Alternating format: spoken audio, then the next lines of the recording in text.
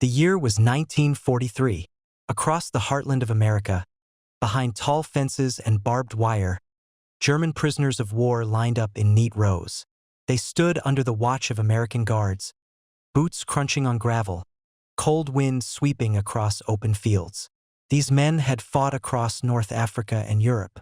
Now they were far from the battlefront, held in camps scattered through the Midwest, the South, and along the coasts.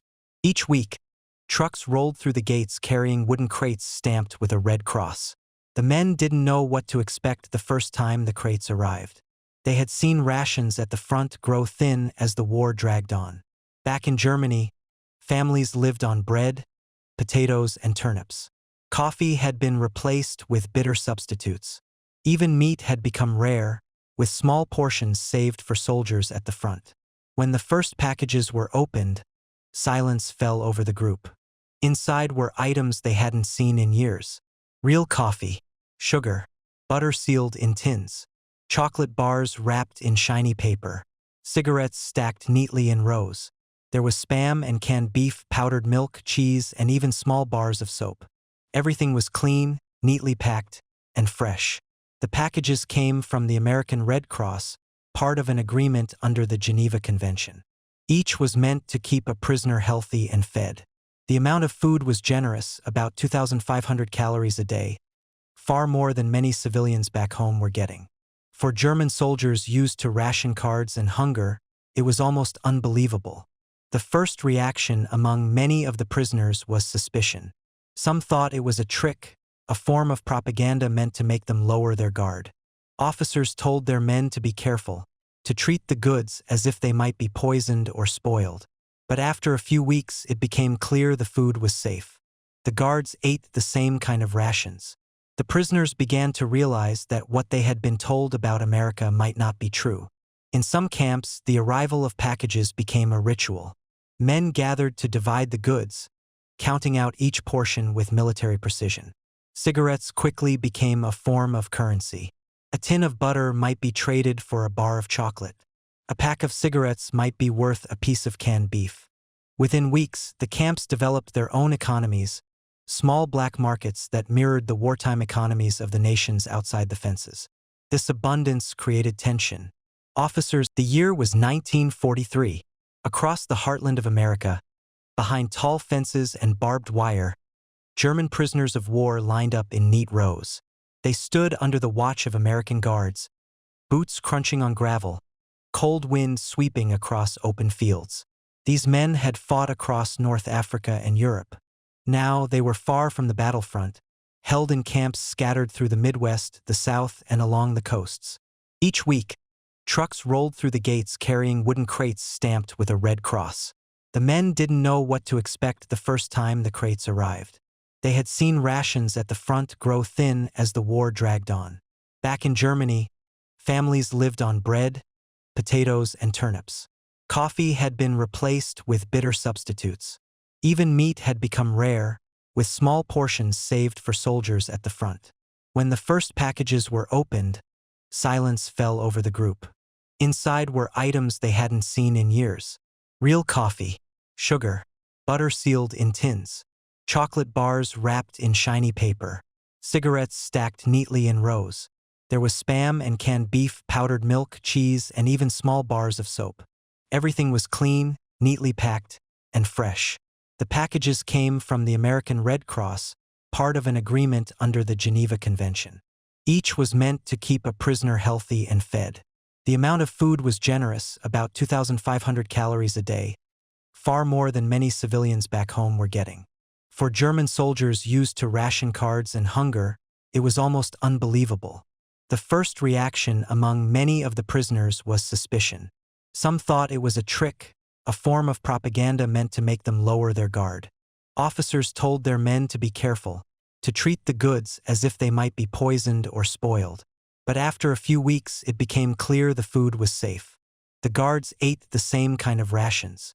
The prisoners began to realize that what they had been told about America might not be true.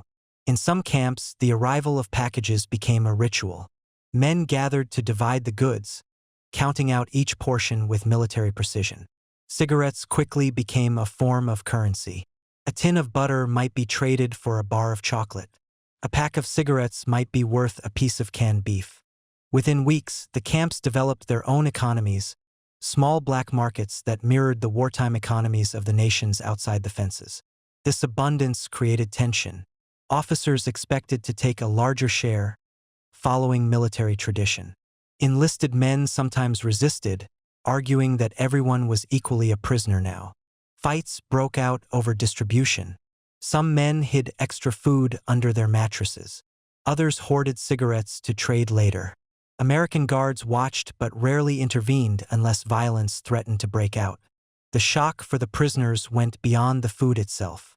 Many wrote letters home describing what they saw, though strict censorship meant they had to be careful with their words. They could not describe the camp layout or the guards, but they could mention their health and diet. Even veiled hints were enough for families back in Germany to understand. A simple sentence like, "I am eating well," carried enormous weight for loved ones who were struggling to survive on ration scraps. Some prisoners were ashamed. They knew that while they enjoyed coffee and butter in captivity, their families were living through air raids and hunger. The knowledge weighed heavily on them. Others felt anger. They had been told by Nazi propaganda that the Allies were starving, that America was weak and decadent. Seeing the opposite with their own eyes shook their beliefs. American officers used this situation carefully. They did not need to lecture or threaten. Well-fed prisoners were easier to manage and more likely to talk during questioning. A man who trusted his captors might let slip details about troop movements or supply lines. Even casual conversations could reveal useful information. In this way, the food became a quiet weapon of war. For the Americans, providing these packages was also a display of logistical strength. The U.S. had vast shipping networks protected by a powerful navy. Trains could move supplies across the country without fear of bombing. Where Germany struggled to move food to its own people, America could send boxes of butter and sugar halfway across the world to men who had once been enemies. Inside the camps, life settled into a strange rhythm. Days were marked by roll calls, work details, and the regular arrival of Red Cross parcels. Prisoners built furniture from scrap wood. They played soccer and put on plays to pass the time. At night, they talked quietly about what they would do when the war ended. The food gave them strength, but it also reminded them of what was happening beyond the fences. Letters continued to flow between the camps and Germany. Censors blacked out sensitive lines, but enough remained to show the contrast. A mother might write of long lines at the bakery and the sound of bombers overhead. Her son might reply about the strange taste of Spam or the smoothness of real butter. These glimpses created a bridge between two very different worlds. By late 1944, as the war turned against Germany, the difference grew starker. Civilians in German cities went hungry. Soldiers at the front received smaller rations, sometimes spoiled or incomplete. In the camps, prisoners still opened packages filled with food that seemed almost luxurious. The disbelief never fully faded. Many prisoners stared at the goods in their hands and wondered how a nation could have so much to give, even to its enemies. The story of these Red Cross packages spread quietly among the prisoners. It was never about kindness alone.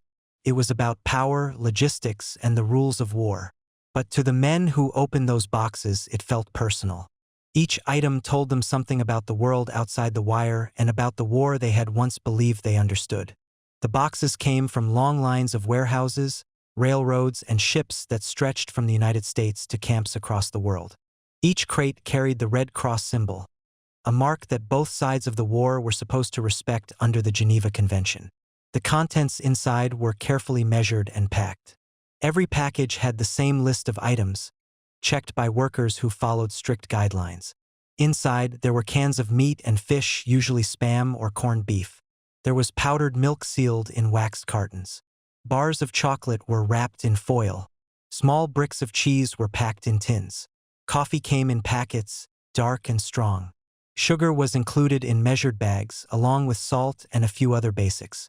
The packages even contained cigarettes, rolled and packed tightly, ready for trade or for personal use. Soap was added to help the prisoners stay clean and avoid disease. Everything was built to last, to survive weeks in a warehouse or on a ship without spoiling. The amount of food was carefully calculated. A single package provided about 2,500 calories a day. This was enough to keep a prisoner healthy and working, even under the stress of captivity. It was far more than the food German soldiers or civilians were getting by the last years of the war. In Germany, meals were built around what was left after years of shortages and Allied bombing.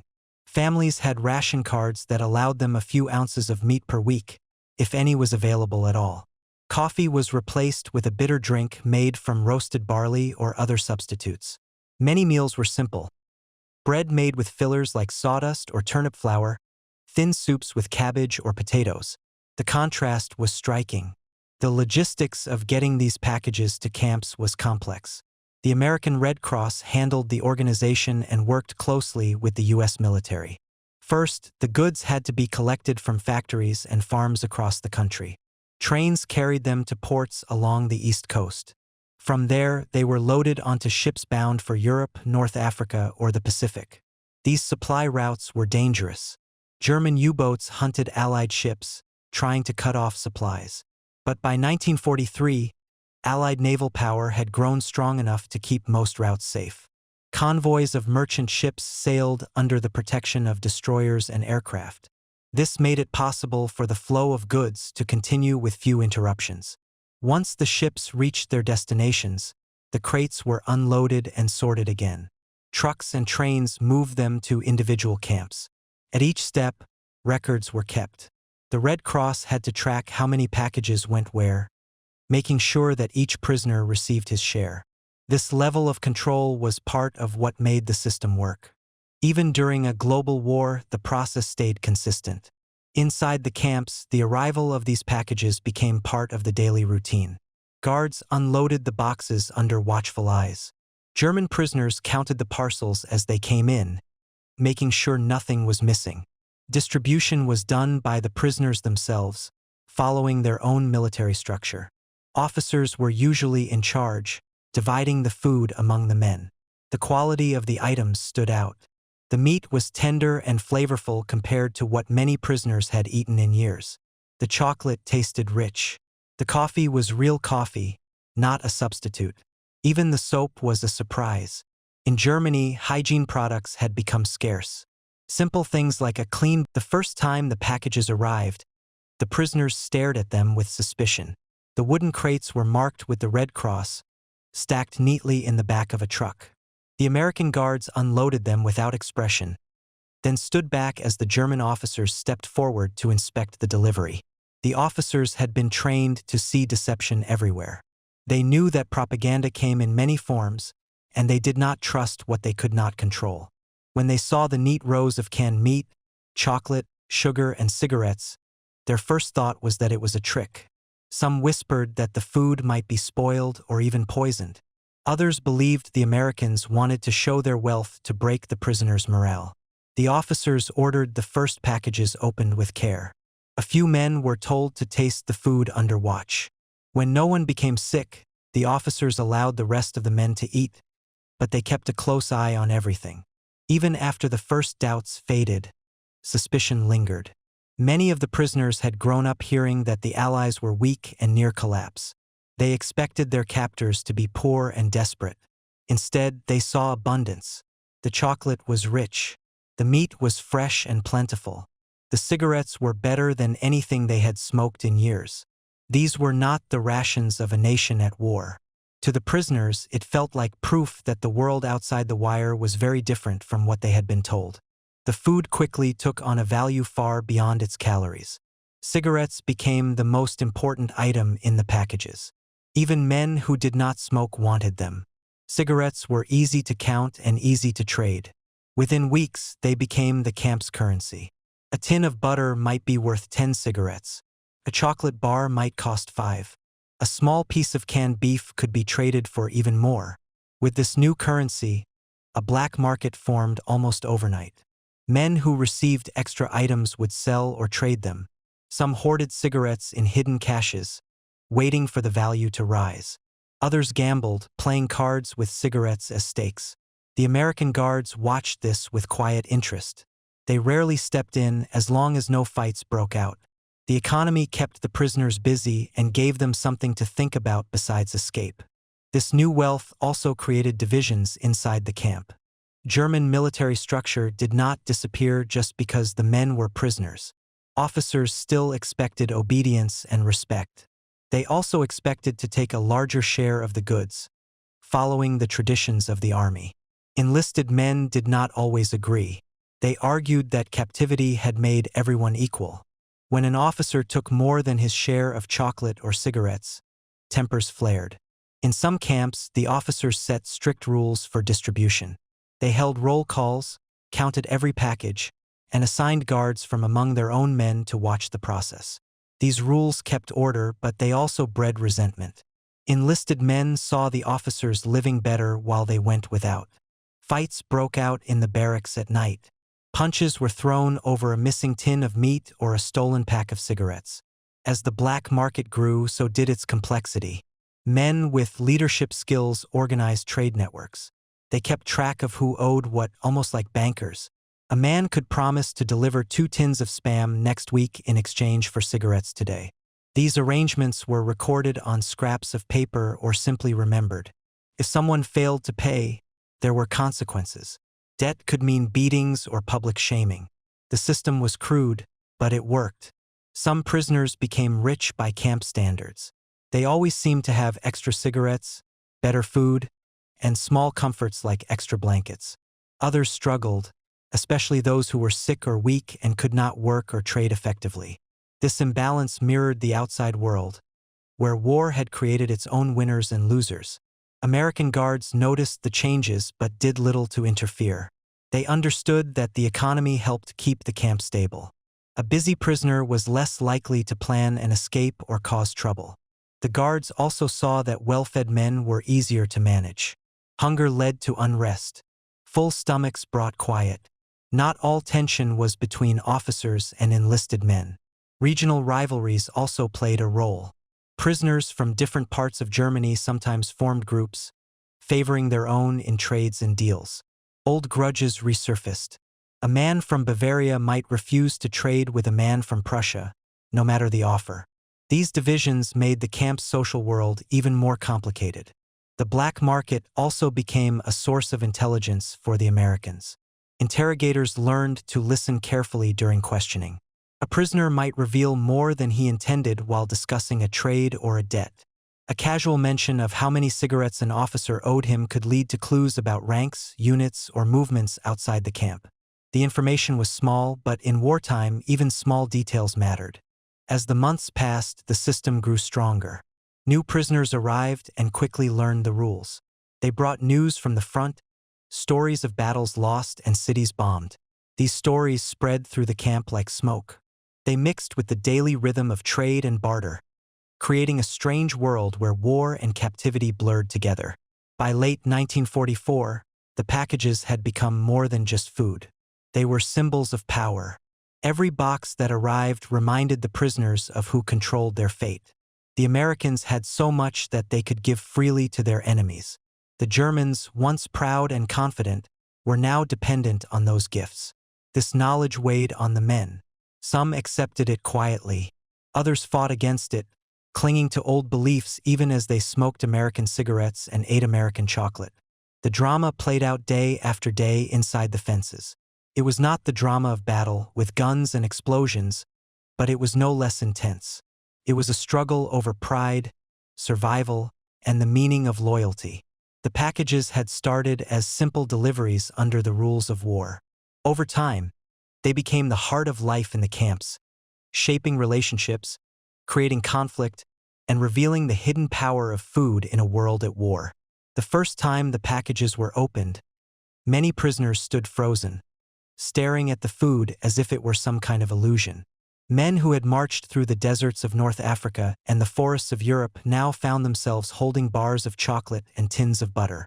Some smiled in disbelief. Others looked down at the food with a kind of shame. They had left behind families in Germany who were struggling to survive on watery soup and bread made with fillers. Now they were prisoners, eating better than their wives and children. Some men wept quietly that first night. They turned their backs to the barracks so others wouldn't see. A few whispered prayers of thanks, not because they were grateful to their captors, but because they were alive and still eating while their loved ones starved. The guilt was sharp and sudden. These were men who had fought for the Reich, who had believed in victory. Now they sat in clean camps, drinking real coffee while their cities were bombed to rubble. Letters became the only way to bridge the distance. The rules for mail were strict. Each prisoner could write a few lines, and every word would be censored. Anything that revealed details about the camp, the guards, or military information would be blacked out or the letter destroyed. The men learned to speak in hints and careful phrases. They wrote, "I am well fed," or "I am in good health," and hoped their families understood the meaning behind the words. Some tried to describe their meals without saying too much. They might mention bread and meat every day or warm drinks in the morning. Families reading these letters knew what such statements meant. They compared them to their own meals of turnips, thin cabbage soup, and ersatz coffee made from roasted barley. The contrast was heartbreaking. A few prisoners begged for the war to end in their letters. They could not write this openly, but they found ways to suggest it. One might say, "I hope you will soon share in the things I enjoy here," or "May this all be over quickly so we can sit at the same table again." These words carried a weight that censorship could not erase. The shame grew stronger as news from home filtered through. Some prisoners learned that their families had been displaced by bombings or that a loved one had died in an air raid. Others heard of food shortages so severe that people bartered for scraps in city streets. These men read the news while holding a cigarette or eating canned meat from a Red Cross package. The feeling was impossible to ignore. They were safe and fed, while their families lived in danger and hunger. The contrast between life inside the camp and life in Germany forced many prisoners to think differently. Before capture, most of them had been raised on Nazi propaganda. They had been told that the Allies were decadent, weak, and poor. Posters and speeches had painted a picture of a crumbling enemy on the verge of defeat. But here, in the camps, the reality was plain to see. The Americans had so much food that they could give it freely to their prisoners. They had ships, trains, and warehouses working smoothly even in the middle of a global war. Some men resisted this new understanding. They clung to the old stories and explained away what they saw. They said the food was a trick, meant to soften them. They claimed that things were even better back home, that Germany still had secret reserves and hidden strength. These were comforting lies, and some men needed them to get through each day. Others could not ignore what was in front of them. They watched the guards eating the same food they were given. They saw trucks arriving on time, week after week, no matter how the war turned outside the fences. They began to question everything they had been taught. Conversations in the barracks grew tense. At night, men argued in low voices about what was true and what was not. One prisoner later described how he had believed, before capture, that American cities were filled with starving workers and corrupt politicians. In the camp, he saw guards who were well-fed, confident, and calm. He saw goods arriving in endless supply. The experience cracked his beliefs. It was like living in two different worlds at once. The Germany he had imagined and the America he now saw. The cultural clash extended beyond food. The guards' behavior also challenged expectations. Many were polite, even friendly, as long as rules were followed. They treated the prisoners firmly but fairly. This shocked men who had expected cruelty or revenge. Some even felt uncomfortable with the fairness, as if it were another form of power they could not fight. As the months passed, these feelings deepened. The daily arrival of Red Cross packages became routine, but the sense of unease never fully disappeared. Every time a man held a bar of chocolate or smoked an American cigarette, he was reminded of the strange reality of his captivity. He was the enemy, yet he lived better here than his family did back home. This realization created a quiet, personal war inside many of the prisoners. It was not fought with rifles or artillery. It was fought with memories, beliefs, and questions that had no easy answers. Some men chose silence. They ate their meals and wrote their letters, keeping their doubts hidden. Others spoke openly, risking anger from their comrades. The camps became divided not just by rank or region but by thought. When new prisoners arrived, fresh from the front, They brought stories of hardship and defeat. These stories clashed with the steady supply of food and order inside the camp. For some, this clash broke their loyalty to the Reich. For others, it hardened their resolve. They vowed to return home and fight harder, even as they traded cigarettes and drank American coffee. The human reaction to the packages was complex and deeply personal. Each man faced his own struggle as he tried to make sense of the world beyond the wire. The Red Cross parcels were more than food. They were proof of a different reality, one that could not be explained away, no matter how many words were crossed out by the censor's pen. The steady stream of Red Cross packages did more than feed prisoners. It became a visible sign of the Allies' strength. Week after week, trucks rolled through the camp gates, loaded with food, cigarettes, and other supplies. The deliveries never stopped, even as the war raged on across Europe and the Pacific. For the guards, this reliability was a point of pride. It showed that their supply lines were strong and well protected. For the prisoners, it was proof of something they had never imagined. Their enemy could feed them better than their own army could feed its soldiers. American officers understood the power of this image. The sight of prisoners eating full meals, drinking real coffee, and smoking fresh cigarettes sent a clear message.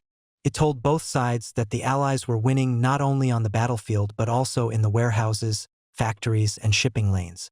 Logistics had become a weapon. A can of Spam could speak as loudly as a bomb. This superiority worked quietly to undermine German morale. Many of the prisoners had believed that the Reich still had the strength to fight on.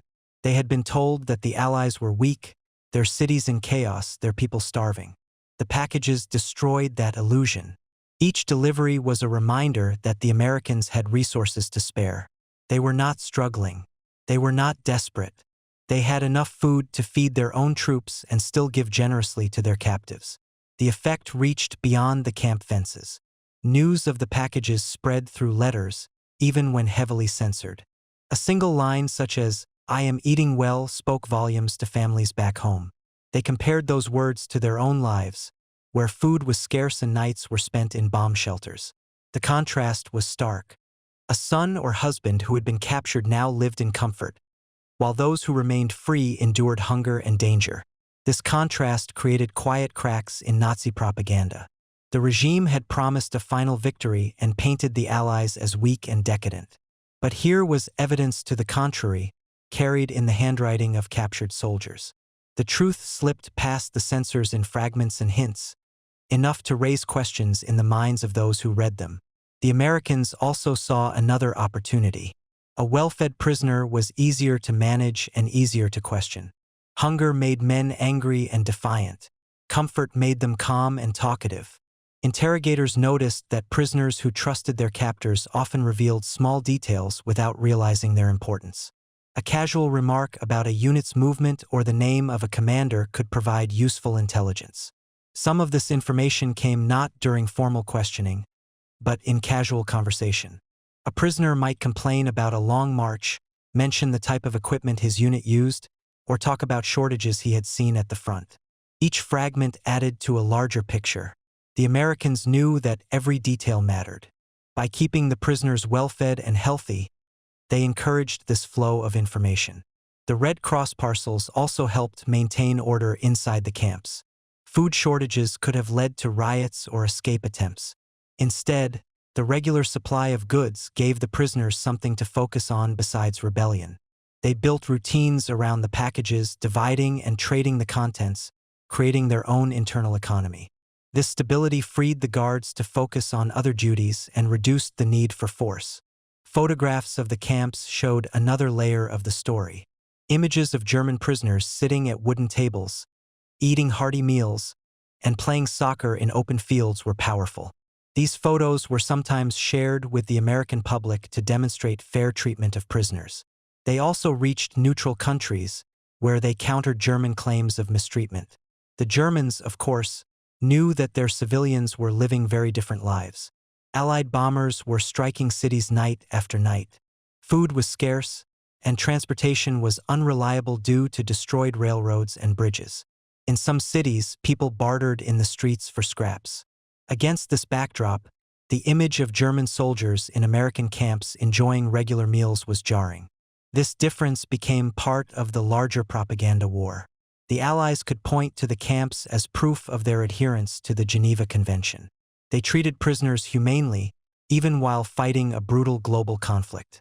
This made it harder for the Nazi regime to claim moral superiority. It also helped sway public opinion in neutral nations, some of which were deciding how much support to give either side. Inside the Reich, the regime tried to suppress this information.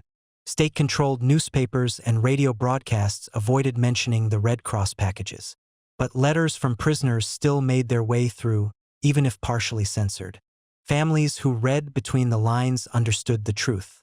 They saw that their captured loved ones were better fed and safer than they were. This knowledge created tension within Germany. Civilians began to question why their government could not provide for them while their enemies seemed to have limitless supplies. These private doubts rarely turned into open rebellion, but they weakened the faith that held the population together during the war's darkest days. In the camps, prisoners talked about the future. Some began to imagine what Germany would look like after the war. They spoke of rebuilding, of ending the shortages and chaos they had left behind. These conversations were not lost on the Americans. Interrogators listened closely, taking note of which prisoners were open to new ideas and which remained loyal to the Reich. As the war drew closer to its end, the steady flow of packages continued. Even when battles raged in Europe, the convoys kept moving. Ships crossed the Atlantic under heavy guard. Trains rolled through the American heartland, carrying food and supplies to ports. From there, the goods were shipped to camps across the world. The very existence of this system was a statement of power. It showed that the Allies could fight a massive war on multiple fronts while still caring for their prisoners. It showed that they had mastered not only the battlefield but also the vast networks of production and transport that kept armies moving. For the prisoners, each package was a reminder of defeat. They held in their hands the evidence that their enemy was stronger, more organized, and better supplied. For the Americans, the packages were a quiet victory.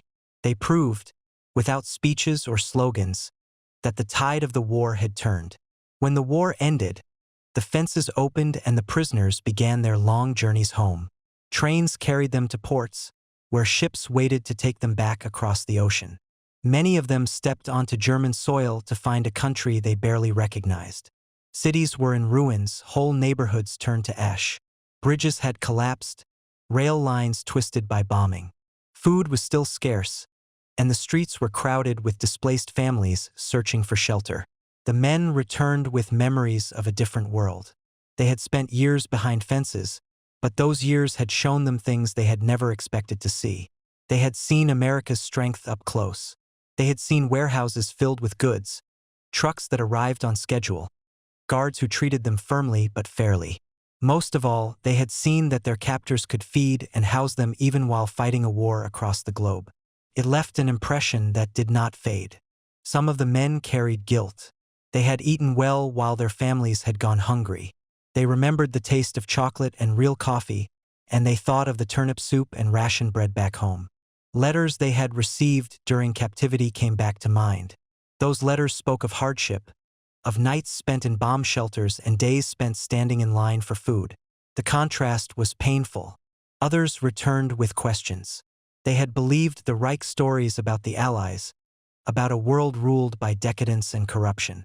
In the camps, they had seen another story. The Americans had not been starving or desperate. Their society had seemed organized and prosperous, even in wartime. This experience made some men doubt the ideology they had once fought for. These doubts shaped the post-war years.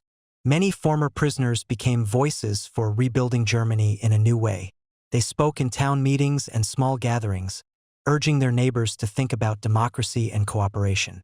Some were drawn to local politics, working to create communities that valued fairness and stability. A few even emigrated to the United States, seeking a life in the land they had once known only as the enemy. Their time in captivity had given them a kind of education. They had learned about different systems of government by watching the guards and the camp administrators. They had learned about production and logistics by seeing how the packages arrived without fail. They had even learned about cultural differences through small, daily interactions. These lessons stayed with them long after the war ended. The Red Cross packages also left a mark on international law. The Geneva Convention had existed before the war, but its rules had not always been followed. In some places, prisoners were starved or mistreated. The American handling of the camps set a strong example. By feeding their captives well and treating them humanely, the Americans showed that even in total war, rules could be upheld. After the war, these standards were strengthened. Future agreements built on the practices developed during World War II, making humane treatment of prisoners a lasting expectation. In later conflicts, the memory of these camps influenced decisions. Military planners understood that the treatment of prisoners could affect international opinion and even the course of the war itself. Feeding and protecting captives was not just a matter of compassion. It was also a way to maintain order, gather intelligence, and win respect on the global stage. The former prisoners carried their memories into family life as well. They told their children stories about the strange days in the camps. They described the first time they tasted real coffee after years of substitutes. They spoke of the trucks arriving with their neat stacks of parcels, each one carefully labeled and counted. Some told of the strange feeling of being safe and fed while their homeland burned. Others recalled the first time they realized that their captors were not monsters, but ordinary men following orders, just as they themselves had once done. These stories became part of a larger cultural memory. In Germany, they were reminders of defeat and survival. In America, they were sometimes used to show the nation's strength and fairness during the war. Historians later studied the records of the Red Cross deliveries, tracing the routes from factories to ships to camps. Each package became a piece of evidence in understanding how a modern war was fought not only with weapons but also with resources and organization. As the decades passed, the events took on symbolic meaning. The sight of German prisoners eating full meals while their country starved became an example of how abundance can shape hearts and minds. It showed that power is not only measured in tanks and planes, but also in the ability to provide for others, even for those who were once enemies. Some of the former prisoners lived quiet lives, blending back into their communities and rarely speaking of the past. Others became storytellers, giving interviews to researchers or sharing their memories in memoirs. Their accounts varied, but certain details appeared again and again. The shock of the first package, the smell of coffee, the feel of a cigarette between their fingers, the strange mix of relief and shame. In later years, when Germany rebuilt and became part of the Western Alliance, these personal memories connected to larger political shifts. Men who had once been enemies now worked alongside former foes. The experience of fair treatment in captivity made cooperation easier. Trust did not come quickly, but it was built on a foundation laid in those camps. The Red Cross packages had started as a practical measure. They were meant to keep prisoners alive and healthy, to follow the rules of war. Over time, they became something larger. They shaped how prisoners saw their captors and how they thought about their own country. They influenced international law and set standards for the future. And they remained, in the memories of those who lived through it, a symbol of a world turned upside down, where even in the midst of destruction, a small box of food could carry meaning far beyond its contents.